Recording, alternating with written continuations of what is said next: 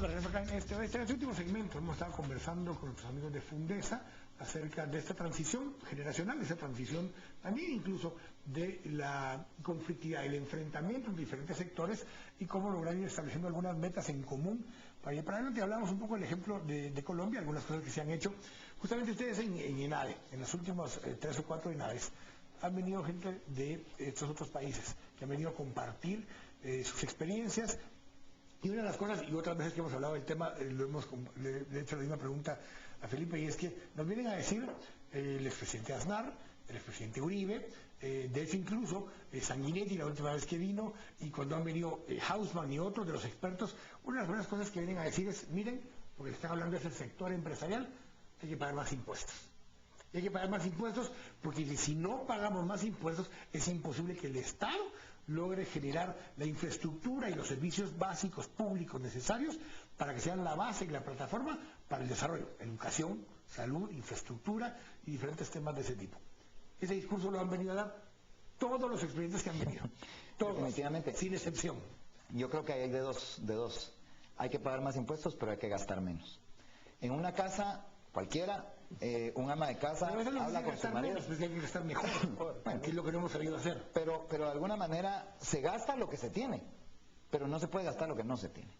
Y si uno, año con año, tal vez un año o dos, gasta más de lo que le entró, hizo un préstamo, no hay de otra. Tiene uno que ir a buscar ese recurso que le hace falta. Pero no, lo que no puede ser es de que todos los años haga lo mismo, porque entonces pasa lo que está pasando en Europa. No hay otro mejor ejemplo, ¿verdad? Muy lejos de llegar a los extremos de Europa.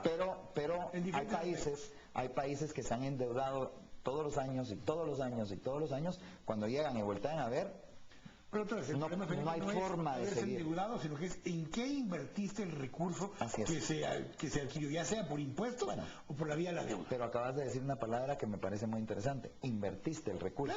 Aquí lo malo es de que es que no lo hemos invertido. Bueno, uno no lo hemos gastado, se ha desaparecido. Y otro digamos que no sabemos qué pasó. Pero eso no es válido tampoco. O sea, porque aquí, ¿cómo decirlo? Claramente el tema del castigo tiene que ser claro. Y no está. Entonces aquí es un poco como que, sí, pasó, todo el mundo lo sabe, pero al final no hay consecuencias.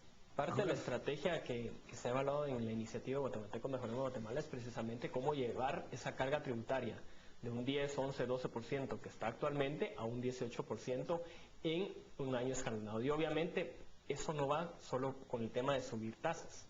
Tiene que ver obviamente con la parte de poder, primero, ir reduciendo esa informalidad que existe en el país. No puede ser que el 83% de la economía esté en la parte informal. Segundo, empezar a ver otras industrias que países como Perú, como Chile, como México, como Brasil, han sabido trabajar y explotar, obviamente de una forma sostenible, en poder ir generando esos ingresos no fiscales de alguna forma, que son las regalías, a las cuales pues aquí en el caso de Guatemala, pues precisamente en este momento vemos que lo que se paga es muy bajo para el precio que tiene. Entonces hay alternativas que otros países han trabajado, la reforma al sistema de pensiones, que El Salvador lo hizo, en el caso de Guatemala, pues seguimos con un sistema de pensiones que cada vez va hacia la quiebra, donde muchos no pueden cotizar, y eso pues obviamente también no le permite al Estado tener la capacidad de generación de recursos para poder invertir en más educación, más salud y más seguridad. ¿Hacia dónde viene enfocado el ENADE 2012? Con el eslogan de ese fue otro pedazo de información importante ya que Juan Carlos está tocando. Creo que en Guatemala tenemos que hacer una decisión muy importante entre este y el próximo año, pero sobre todo hacia dónde vamos. Si seguimos como estamos no vamos a llegar muy lejos. Y cambios que tenemos que hacer es ponernos de acuerdo, porque yo sí no creo en que hay que hacerlo aunque no estemos de acuerdo. No, tenemos que estar todos de acuerdo, o la gran mayoría por lo menos de acuerdo, y parte de los grandes retos es ponernos de acuerdo en el tema de las industrias extractivas. ¿Qué va a pasar ahí? Bueno, el ministro recientemente ya planteó la posibilidad de que Guatemala tenga una empresa estatal de extracción de minerales. Era un tema que no se había planteado, que no estaba sobre la mesa de discusión. Si mucho la propuesta de la reforma del artículo 125 planteaba que podían ser socios hasta de un 40% de una empresa, pero aquí el día viene y plantea, bueno, evaluemos la posibilidad de que sea una empresa estatal. El único tema que el sector privado tendría que decir ahí, creo yo, es que se ha comprobado que los gobiernos no están para manejar empresas. Entonces, ¿cómo se hace y qué se hace? Está Codelco en Chile como un buen ejemplo de una empresa extractiva que ha hecho un buen trabajo, y otro, una empresa pública como EPM, empresa pública de Medellín, que empezó como Empagua. O sea, EPM en los años 50 era el equivalente a lo que en esa misma época era Empagua. Y sin embargo, hoy Empagua es deficitaria y no opera bien, y EPM es dueña de la empresa eléctrica de Guatemala, incluyendo la de Guatemala. Y factura $5.000 millones al año, y tiene utilidades de $500 millones al año. Pero vamos a ver cómo está conformada. O sea, hay que meterse en el cómo, ¿verdad? Por ejemplo, el CEO o gerente general. El problema no es que fuera pública o privada. El problema es que siendo pública o siendo privada, si no es bien administrada, no funciona. Si me preguntaran a mí, creo que es la posibilidad perfecta como para empezar un ambiente en donde las acciones sean públicas en el país, donde se cotice incluso en bolsa. ¿Por qué no lo vamos a hacer? ¿Y por qué no vamos a soñar en grande? En donde cualquier guatemalteco pudiera ser accionista de una empresa. Pero a la hora de hacerla pública tiene que ver con el tema de que los libros tienen que estar abiertos para todos los guatemaltecos, o para los accionistas por lo menos, que sean públicos, y que esa empresa, pues, ¿por qué no va a tener al mejor talento del país manejando la empresa? Entonces ahí nos curamos todos en salud y hacemos de eso una cosa exitosa. El crecimiento poblacional de Guatemala cada vez es menor. Veníamos de estar hace 10, 15 años en 7% de crecimiento anual, hoy estamos abajo de 3, en 2.8, 2.9.